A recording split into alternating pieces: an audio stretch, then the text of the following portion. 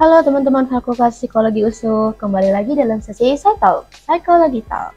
Jadi, Talk adalah salah satu program kegiatan dari pemerintahan mahasiswa Fakultas Psikologi USU. Tapi sebelum itu, izinkan saya memperkenalkan diri terlebih dahulu. Saya Tasya Nanda, mahasiswa Fakultas Psikologi USU Angkatan 2021, selaku moderator pada sesi Talk kali ini. Nah, pada sesi kali ini kita akan membahas tentang imposter syndrome. Kata imposter ini sebenarnya udah cukup familiar kan, karena beberapa tahun belakangan ini istilah ini tuh sering muncul di salah satu permainan yang booming saat itu. Nah, ternyata dalam dunia nyata, istilah imposter syndrome ini ada loh guys. Kira-kira teman-teman Fakultas Psikologi USU udah tahu belum apa itu imposter syndrome?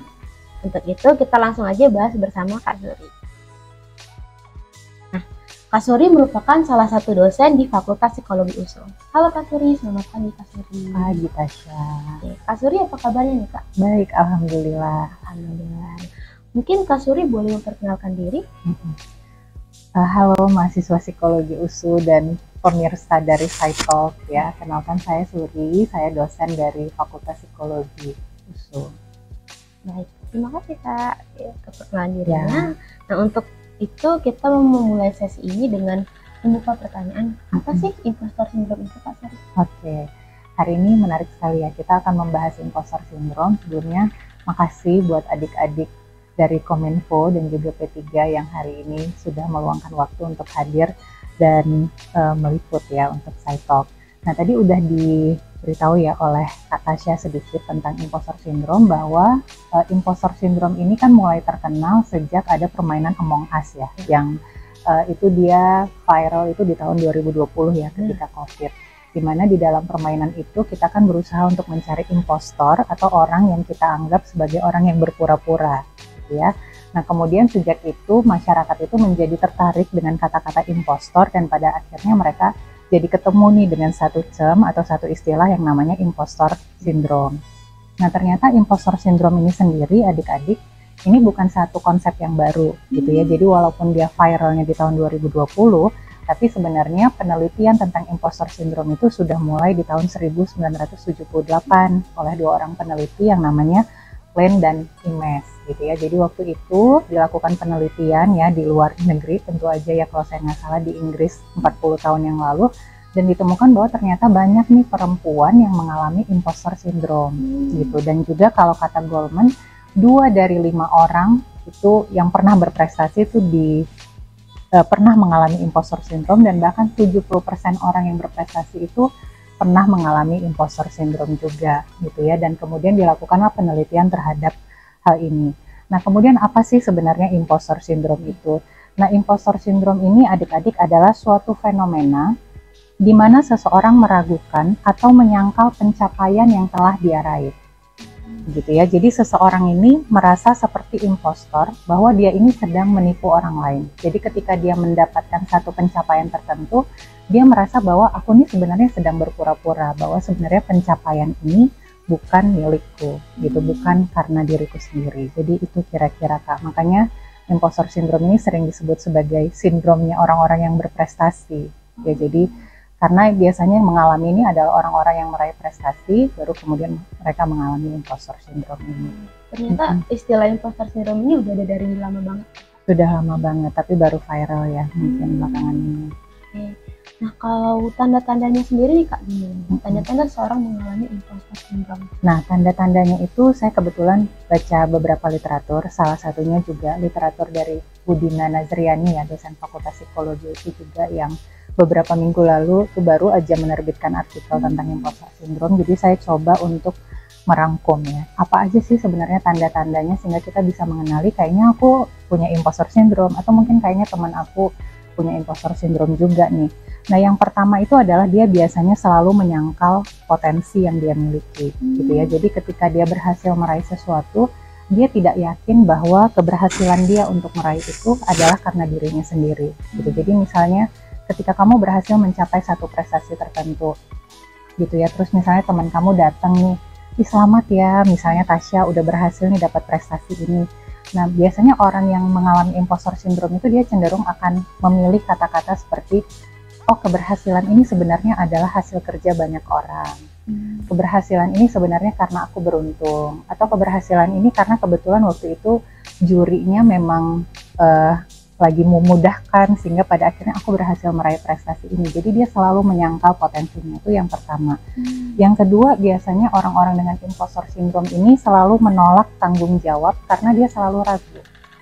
Jadi kalau misalnya kalian punya teman-teman nih yang menurut kalian kayaknya nih teman aku nih cocok nih jadi gubernur Pema, bagus banget nih kalau kerja gitu ya, tapi ketika kita tawarin misalnya kamu mau nggak mencalonkan diri jadi gubernur Pema misalnya, dia belum udah bilang nggak bisa, aku nggak mungkin bisa jadi gubernur Pema, atau aku nggak mungkin bisa mendapatkan tanggung jawab itu, padahal mungkin kita semua yakin loh dia bisa melakukan itu. Tapi orang dengan imposter syndrome biasanya dia akan cenderung menghindari tanggung jawab atau amanah karena dia nggak yakin ya sama dirinya. Dan kemudian yang ketiga, orang dengan imposter syndrome ini biasanya tidak pernah puas dengan kinerjanya gitu. Jadi ketika dia berhasil meraih sesuatu, dia selalu melihat hal negatif dari apa yang udah dia capai gitu. Jadi ketika misalnya dia berhasil nih buat poster yang bagus, terus posternya misalnya menang juara 1 di satu kompetisi gitu ya, kita semua happy, kita semua kasih selamat sama dia, tapi dia selalu bilang sebenarnya posternya kurang bagus sih, warnanya tuh kurang oke, atau misalnya di bagian ini nih sebenarnya salah gitu. Jadi dia nggak pernah puas dengan kinerjanya. Jadi kalau yang saya rangkum itu 3. Adik-adik, yang pertama selalu menyangkal potensinya, yang kedua biasanya kalau kita minta untuk mendapatkan tanggung jawab baru atau amanah tuh selalu ditolak, dan yang ketiga nggak pernah puas sama kinerja yang dia udah raih. Itu Kak biasanya. Baik Kak Suri. Kira-kira sih Kak, apa sih yang menjadi penyebab seseorang tuh dapat mengalami imposter syndrome? Oke, penyebab dari imposter syndrome ini bisa 2, jadi bisa dari internal, bisa juga dari eksternal. Nah kalau misalnya dari internal ini, ternyata imposter syndrome ini korelasinya tinggi sama self esteem. Jadi memang dia temenan gitu ya. Kalau orang yang self esteemnya rendah, cenderung dia mengalami imposter syndrome juga. Dan sebaliknya ya, kalau orang self esteemnya bagus, dia cenderung memang tidak mengalami imposter syndrome. Nah kemudian yang kedua gitu ya, biasanya orang-orang dengan imposter syndrome ini dia punya keyakinan ya dari faktor pribadinya, dari internalnya, bahwa ketika dia berhasil meraih sesuatu itu karena sesuatu itu gampang gitu. Jadi dia melupakan semua proses yang udah dia lewati. Jadi ketika dia mencapai itu, dia langsung merasa bahwa ya aku bisa mencapai ini karena ternyata gampang kok, dan aku yakin bahwa semua orang juga bisa berada di posisi aku. Sebenarnya semua orang bisa melakukan ini. Jadi dia menidakkan sendiri proses-proses yang sebenarnya sudah dia lalui untuk mencapai itu gitu. Jadi 2 itu kalau dari internal. Yang pertama self esteem rendah, sama dia meremehkan kemampuannya sendiri. Nah yang kedua adalah eksternal. Nah kalau eksternal ini adalah faktor-faktor di luar diri kita yang menyebabkan kita ini juga mengalami imposter syndrome. Nah ternyata yang pertama itu Kak Tasya adalah pola asuh. Jadi ternyata pola asuh itu punya kaitan juga loh terhadap imposter syndrome gitu ya, terutama pada anak-anak yang diasuh oleh orang tua dengan tuntutan tinggi gitu ya. Tapi kemudian setelah anaknya berhasil, orang tuanya lupa nih untuk memberikan apresiasi atas proses yang sudah diraih anaknya. Jadi misalnya anaknya dituntut kamu harus dapat juara 1 ya, kamu di kelas harus bagus ya prestasinya. Terus si anak nih misalnya anak baik lah ya, jadi berusaha nih untuk dapat juara di kelas, untuk dapat nilai bagus. Tapi ketika dia dapat nilai-nilai itu, orang tuanya apresiasinya nggak ke prosesnya gitu. Jadi misalnya, ya kamu bagus sih udah dapat juara 2, tapi nanti semester depan kalau bisa juara 1 ya. Atau misalnya ya prestasi kamu bagus sih, tapi masih lebih bagus prestasi anak tetangga, atau masih lebih bagus prestasi dari kakak kamu, dan lain-lain. Sehingga pada akhirnya dia nggak pernah menghargai dirinya sendiri. Ketika dia berhasil meraih sesuatu, dia merasa nggak bagus-bagus amat kok, masih lebih bagus orang lain lagi, masih lebih bagus kakak aku, dan seterusnya. Nah kemudian yang kedua, lingkungan kerja atau mungkin lingkungan kuliah yang kompetitif, itu juga ternyata bisa memacu imposter syndrome loh adik-adik. Jadi misalnya kalian di kelas nih gitu ya, ikut kelas apa, misalnya ikut kelas saya psikologi eksperimen gitu ya, udah setengah mati nih misalnya berusaha untuk dapat nilai A misalnya, berhasil nih pada akhirnya di kelas psikologi eksperimen dapat A gitu, tapi ternyata secara IP masih kalah dengan orang lain, sehingga pada akhirnya menjadi tidak puas lagi dengan dapat A gitu, karena lingkungan kita yang sangat kompetitif ini gitu ya, sehingga pada akhirnya pencapaian kita itu selalu terasa kecil karena ada orang lain yang lebih hebat lagi pencapaiannya. Dan kemudian yang ketiga adalah budaya juga. Jadi kan ada semacam budaya kadang-kadang yang menuntut bahwa keberhasilan itu nggak usah dirayakan, gitu kan. Jadi misalnya kamu berhasil meraih sesuatu, terus kamu mungkin senang karena kamu susah banget untuk mencapai itu, tapi ketika kamu mau merayakannya atau mau menikmati keberhasilan kamu gitu ya, kamu nanti takut nanti dianggap nggak humble. Misalnya kamu udah kerja keras nih bertahun-tahun untuk menabung untuk beli satu mobil misalnya, terus akhirnya berhasil lah untuk dapat mobil gitu. Ketika kamu mau merayakannya, orang-orang lain mungkin bilang, baru mobil kayak gitu aja. Tuh ada orang yang punya mobil lebih bagus, biasa aja kok gitu. Sehingga pada akhirnya lagi-lagi membuat kita jadi menidakkan hal-hal yang sebenarnya udah kita upayakan dengan sekuat tenaga gitu. Jadi itu mungkin, jadi faktornya ada internal, yaitu self esteem, dan juga pandangan bahwa hal yang bisa kita raih itu adalah sesuatu yang gampang. Yang kedua eksternal, yaitu dari pola asuh, kemudian lingkungan yang kompetitif, dan kemudian budaya juga. Itu kali Kak Tasya. Baik Kak Suri. Nah, kalau tadi kan kita udah bahas nih tentang tanda-tandanya, penyebabnya. Nah, kalau dampak dari imposter syndrome ini apa tuh? Untuk dampaknya ada beberapa hal yang mungkin bisa terjadi ya bagi orang-orang yang mengalami imposter syndrome. Salah satunya itu yang saya lihat di tulisan Budina juga adalah kecemasan akademik. Jadi orang-orang dengan imposter syndrome ini memang cenderung lebih cemas ya, bahwa dia tidak akan mampu untuk meraih satu prestasi yang baik di dunia akademik. Kemudian yang kedua adalah perasaan ketakutan bahwa dia nggak akan bisa memenuhi ekspektasi orang lain gitu, terutama sekali ketika dia misalnya sudah diberikan label bahwa kamu anak pintar, kamu anak berprestasi gitu ya. Ada ketakutan di dalam dirinya bahwa kayaknya aku nanti nggak akan bisa nih untuk membuktikan terus sama orang bahwa aku pintar atau aku berprestasi gitu. Nah, kenapa dia merasa seperti itu? Karena atribusinya tuh eksternal. Jadi dia selalu merasa bahwa aduh, nanti kalau misalnya semesta nggak mendukung misalnya gitu ya, contoh ya, atau misalnya kalau teman-temanku nanti nggak ikut membantu, atau aku tidak beruntung lagi, aku nanti nggak bisa jadi anak berprestasi lagi. Karena dia tetap tidak yakin bahwa ketika dia berhasil meraih satu prestasi itu juga sebenarnya ada bagian dari dirinya gitu, sehingga pada akhirnya menimbulkan rasa cemas gitu. Dan kemudian yang tadi itu Kak Tasya gitu, karena kecenderungan dari orang-orang impostor ini untuk menghindari tanggung jawab atau menghindari amanah gitu ya. Misalnya ada kesempatan-kesempatan bagus yang sebenarnya kamu bisa dapat dengan kemampuanmu, tapi akhirnya ditolak gitu karena nggak yakin. Pada akhirnya kan merugikan dirinya sendiri ya, jadinya dia nggak berani gitu untuk mengambil kesempatan itu. Jadi akhirnya menghalangi dia untuk berkembang juga. Jadi dampaknya cukup signifikan juga kan? Lumayan sih, tapi mungkin kadang kita lalai kali ya Kak Tasya ya, kita nggak sadar mungkin bahwa kita ternyata mengalami itu gitu ya. Kita mungkin merasa ya ini adalah sesuatu hal yang wajar gitu ya, sampai mungkin orang lain, teman-teman yang menyadarkan kita. Nah, kalau tadi kita udah bicara dampaknya yang sangat signifikan untuk diri kita ya Kak, kalau cara untuk menghindari imposter syndrome ini kira-kira gimana? Oke, ada dua cara. Yang pertama seperti hasil penelitian tadi ya, bahwa kepercayaan diri punya korelasi yang negatif ya terhadap imposter syndrome. Sehingga salah satu caranya adalah ketika kamu sudah menyadari bahwa kamu mengalami imposter syndrome, maka tingkatkan rasa percaya diri kamu gitu ya. Yang caranya gimana? Caranya salah satunya adalah beri apresiasi pada setiap pencapaian-pencapaian kecil yang berhasil kamu lakukan gitu. Kalau memang perlu dicatat.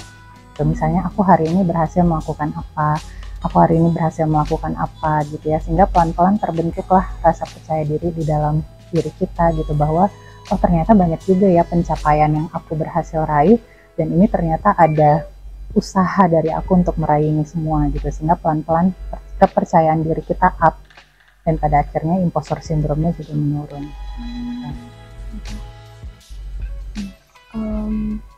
Bagaimana nih Pak halayak umum memandang fenomena imposter syndrome?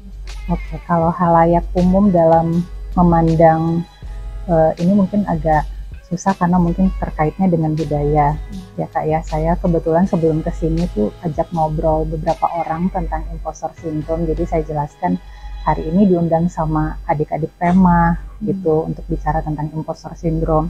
Saya jelasin imposter syndrome apa, dan ternyata masih ada beberapa orang yang menyatakan bahwa bukannya itu bagus.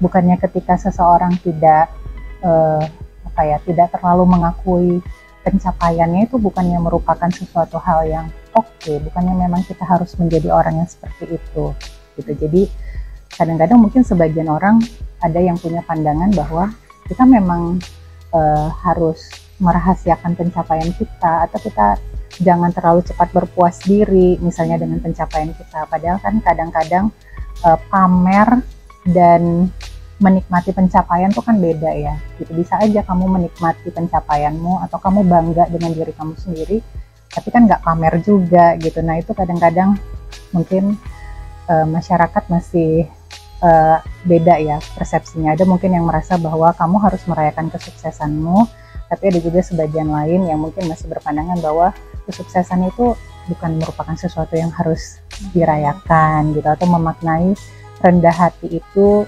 dalam persepsi yang berbeda gitu. Jadi kemampuan kita untuk tidak merayakan kesuksesan itu kadang dianggap sebagai satu bagian dari humble gitu, kemampuan untuk rendah hati. Padahal sebenarnya kita juga perlu cinta sama diri kita sendiri kan, menghargai apa yang sudah kita lakukan gitu Kak Tasya. Orang yang mengalami imposter syndrome ini bisa dikatakan orang yang kurang puas nggak sih Kak sama pencapaian? Iya Kak. Jadi kalau misalnya orang yang mengalami imposter syndrome ini memang rata-rata adalah orang yang berprestasi. Itu kata kunci yang pertama ya, rata-rata orang yang berprestasi baik gitu, dan salah satu cirinya itu biasanya kadang perfeksionis gitu, sehingga pada akhirnya dia memang nggak pernah puas dengan hasil kerjanya, padahal mungkin di mata orang lain sudah oke, tapi bagi dia ada aja misalnya kurangnya. Salah satu tanda-tandanya juga. Kalau dari Pak Suri nih, boleh nggak kasih pesan untuk teman-teman mahasiswa Fakultas Psikologi USU supaya bisa menghindari imposter syndrome? Oke. Mungkin kalau pesan dari saya untuk adik-adik mahasiswa Fakultas Psikologi, it's okay to feel insecure sometimes gitu ya, tapi ingat adik-adik bahwa kegagalan itu jangan menjadikan kita mengalami imposter syndrome ya, tapi kegagalan itu adalah tanda bahwa kita ini tuh manusia biasa. Jadi sebenarnya gagal itu wajar ya, jadi tetap berani adik-adik untuk berkembang menjadi lebih baik. Itu mungkin dari saya. Baiklah, teman-teman Fakultas Psikologi USU, dan tadi kita sudah membahas seputar imposter syndrome, apa itu imposter syndrome, dampak-dampaknya, dan juga bagaimana cara mengatasinya. Mungkin sekian saja pembahasan dari imposter syndrome kali ini, dan sampai jumpa di Side Talk berikutnya.